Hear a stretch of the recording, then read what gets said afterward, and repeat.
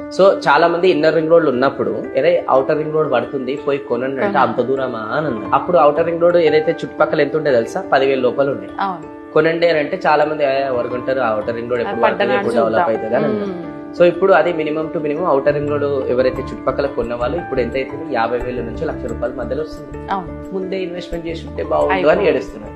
ఇప్పుడు మళ్ళీ వాళ్ళకి వచ్చి కొంతమంది చెప్తున్నారు అనమాట, ఇప్పటికన్నా అవుటర్ రింగ్ రోడ్ లో ఇన్వెస్ట్మెంట్ చేయలేకపోయారు 10,000 గజం ఉన్నప్పుడు, ఇప్పుడు RRR లోపల 10,000 లోపల ఉండి ఇప్పుడన్నా ఇన్వెస్ట్మెంట్ చేసుకోండి అంటే ఆ RRR ఎప్పుడు పడుతుందో, ఆ RRR పడ్డాక డెవలప్ అవుతుందో కాదో అని అదే మైండ్ సెట్ తో ఇప్పుడు కూడా చూస్తున్నారు వాళ్ళు కొంతమంది.